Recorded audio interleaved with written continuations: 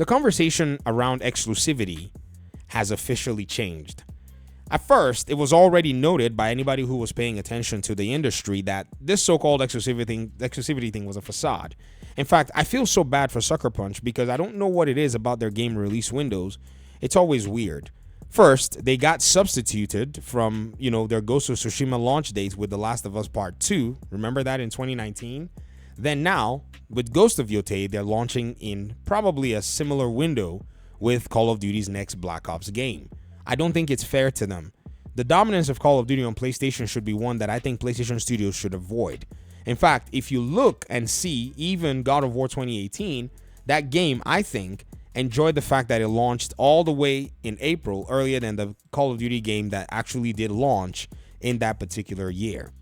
Another really interesting and important thing in terms of this whole conversation is the PlayStation punditry that has been informing everybody that PlayStation's exclusives held some kind of a special piece of the PlayStation ecosystem, I think have been, I think have not necessarily contextualized their claims very carefully. They could have said that there is a select number of PlayStation users who enjoy these games. And in a sense, I'm part of I'm part of that, user base. I still have my PlayStation 5, but the so-called dominance of these exclusives have been overstated because now that the data has been collated in one particular place, you can see that it was all a fugazi. There really is no such thing as these exclusives dominating anything, as the entirety of the PlayStation 20-year best-selling game cycle has been overwhelmed by Call of Duty, sprinkle in some of the Rockstar games, and then a few PlayStation games.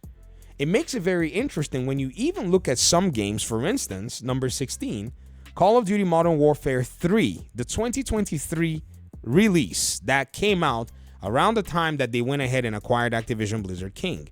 That game did not make the best-selling game in the 2023 year. Hogwarts Legacy beat it out for that position. However, that game is number 16 of the best-selling games on PlayStation. There are so many things that can be drawn from here that makes it even very weird. And that Modern Warfare 3 2023 happened to just beat the previous Modern Warfare 3 game by one spot up, thereby somehow knocking Spider-Man 2 out of that particular possible position that it could have been at. So whatever, in my mind, this Call of Duty game has going for it with PlayStation, it actually lends credence to the fact that PlayStation is not a platform that honors the exclusivity paradigm in practice in terms of business. If anything, Call of Duty, having made PlayStation hundreds of millions of dollars, was actually, in my opinion, and from the mathematics, a significant business proposition of PlayStation. In 2021, and this is when the Activision trial with the FTC for Xbox trying to acquire them was going on, it was revealed that more than 1 million PlayStation players only played Call of Duty. Please walk with me through this article as I get you through this very interesting paradigm where we see not only that there are at least 1 million users who only play Call of Duty, for all of their time. There are also another additional 6 million in 2021 who spend 70% of their time on the platform. There are also reports that about a third or more than a third of PlayStation's users have played Call of Duty. That's insane. Sorry, that's 2/3 as of 2021. The platform literally was a Call of Duty machine. And the one that actually basically makes your mind rock is that in that particular period, Call of Duty represented about $800 million in PlayStation revenue in the United States alone, totaling around $1.5 billion worldwide. That's before we count in-game purchases, which PlayStation's chief Jim Ryan said amounts to $15 billion per year on average. So you mean to tell me that PlayStation was making over $1 billion a year from Call of Duty on a third-party percentage sharing basis, by the way? And somewhere, somehow, the punditry did not unveil to you that this is exactly the machine that we have, but instead touted it as a machine that attracted people because of their exclusives. And even in this particular paradigm, they'll still try to tell you that people were attracted by the exclusives and then they started playing these games, but it doesn't make any sense as these games continue to dominate and have dominated multiple exclusives over the course of the years. Right now, again, like I said, there simply is no case where PlayStation can pretend to be Nintendo, because when we actually look at it, it appears that Nintendo's own games have been major driving forces on their platform. Compared to PlayStation, this is not the picture that we see. In fact, it's also very much, telling that Nintendo is, in a sense, slowly getting development kits out and has not gotten development kits out to a lot of developers, as it understands and knows that the technological advancement and capabilities of a lot of these developers out here will probably poison their own console to look like this in the near future. These development teams, with their $700 million budget Call of Duty games, they can squeeze any Call of Duty game into a Nintendo Switch 2. That's for sure. Right? That's for sure. Add to that all of the other games that have also dominated the market.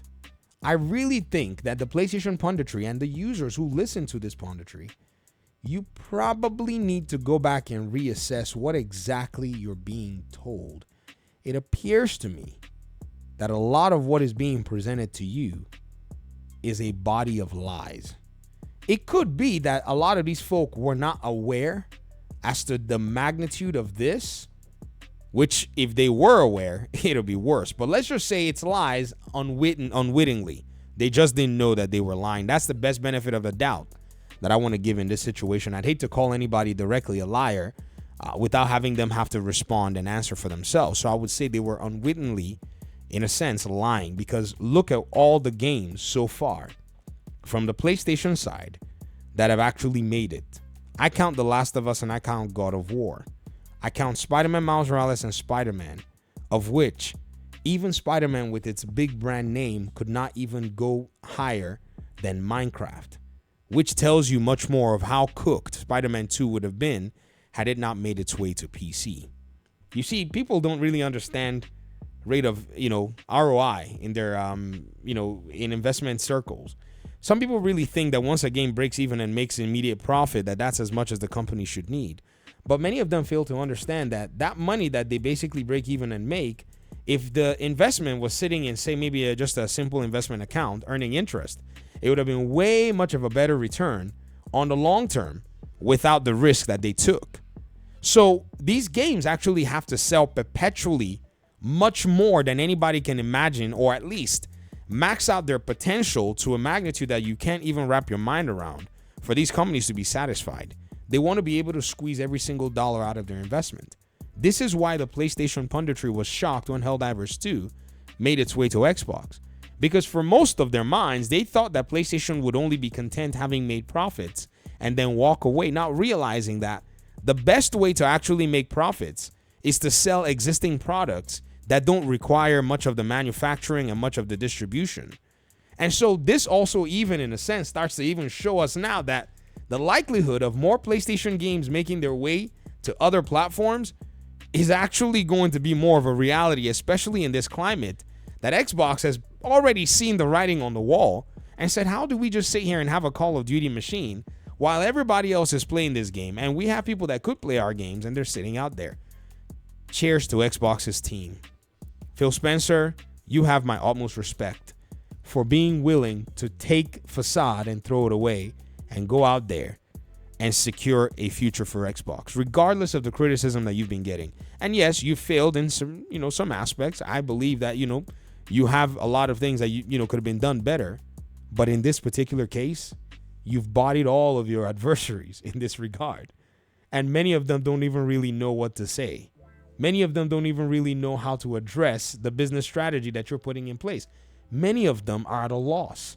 It's as if many of them didn't even know nor even were aware of these data sets and have just been spouting a whole bunch of nonsense about subscription services and yada and yada. Understanding that the industry was always going to be continuing in this paradigm, 20 years. We've been talking about people are gravitating more to these games, but in reality, they've been playing these games for a long time. The free-to-play versions were just ways for them to find a way to cut out of the market share of games like Call of Duty. And even though many of these games cut out of the market share of Call of Duty, they just seemingly have not been able to even push the needle in making the franchise weaker. I gotta say, a lot of YouTube videos and a lot of Twitter opinions have just basically been obliterated by a single picture. Ain't that something? Talk to me in the comment section. Peace out.